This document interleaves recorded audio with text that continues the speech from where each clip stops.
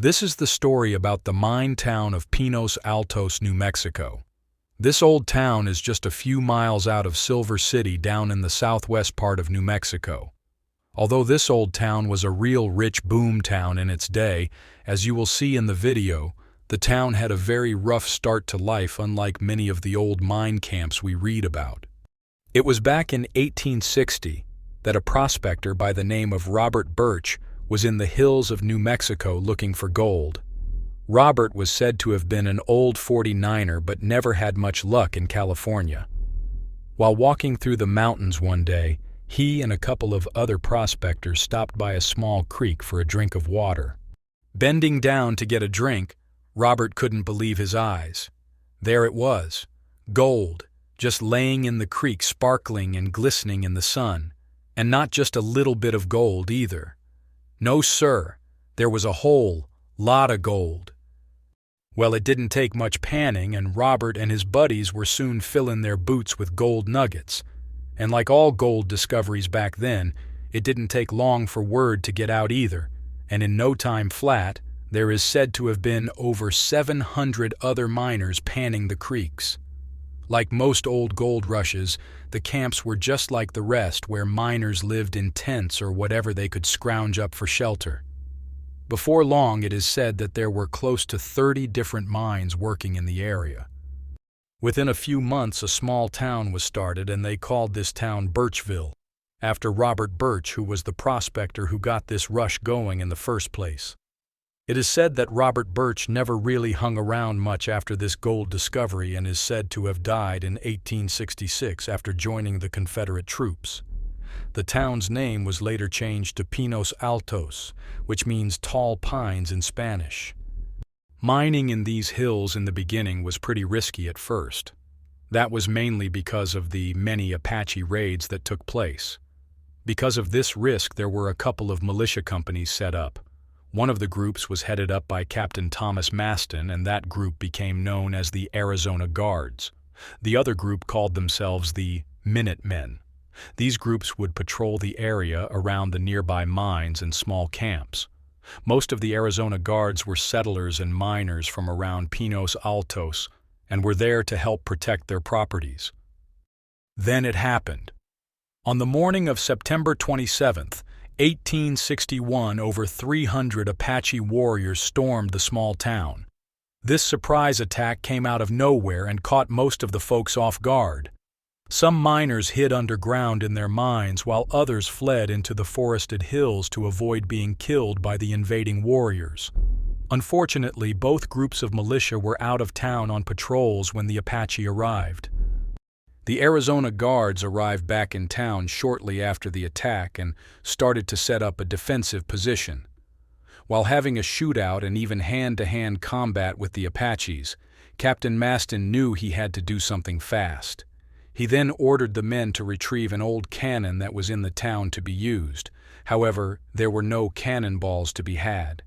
He then ordered the men to load the barrel with buckshot and nails. The cannon was wheeled into position and fired onto the wave of oncoming Apache. This action saw quite a few Apache both killed and wounded. At this point, the Apache retreated and turned back. The miners suffered a dozen casualties.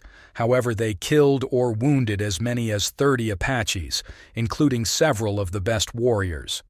In 1866, Fort Bayard was established close by to help patrol the area so miners and other settlers could live without the fear of any reprisals. The Apaches and the miners would continue their battles off and on over the land for several more years. After the fort was established, the town grew and many more people moved in. In 1866, the post office was built along with a few shops and saloons. The tall pines in the surrounding hills were soon turned into wood for buildings, which replaced canvas tents. It is said that there could have been as many as 6,000 people during the 1880s. This was a time of big mines being built. One of the largest mines was the Pacific Mine. This mine was started by Captain Maston himself. Other mines in the district were the Kept Woman, the Golden Giant, and the Hardscrabble Mine. But there was more than just gold here. There was also silver and copper. Maston himself, however, was killed a few years later in another Apache raid. Whenever you read about these old mine camps, you'll often see the same names as the owners or investors of these mines. Pinos Altos was no different. That's where the name George Hearst comes in. George owned and invested in mines all over Arizona and Nevada, and once the ores were coming out of the ground around this camp, he was quick to get his fingers in the cookie jar here as well. George ended up owning both the Pacific Mine and the Mina Grande Mine. These were both real rich mines, and it is rumored that the gold that was used to decorate Hearst's California home was gold from these very same mines. In 1889, George built a stamp mill to process the ores and also built a narrow-gauge railroad to the smelter in Silver City. This rail line was completed in 1906. However, the following year, 1907, was the year of the financial panic and metal prices collapsed.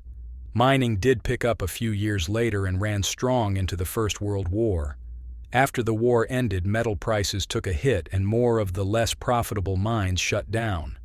Mining remained the main industry here, with the Pinos Altos mine working until the mid-1990s. Of course, all these old mine camps saw some pretty interesting characters come and go during their time. One of those fellas was none other than Judge Roy Bean himself. Roy came to town in 1861 and ran a store and saloon in the town.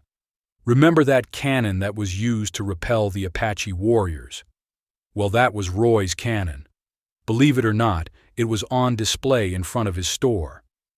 Records show that over the years, an estimated $8 to $10 million worth of metals was mined. This was at a time when gold was just $20 an ounce and silver was 60 cents. You can still go to the town of Pinos Altos today. It's just a short drive from Silver City. There are just a couple hundred or so people who are living there. The town has an old saloon and a museum you can visit.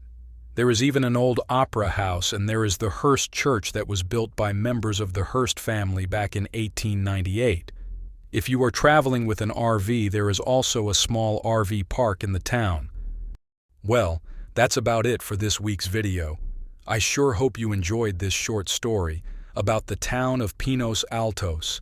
Please like, share, and subscribe so we can continue to bring you more old, lost mine stories.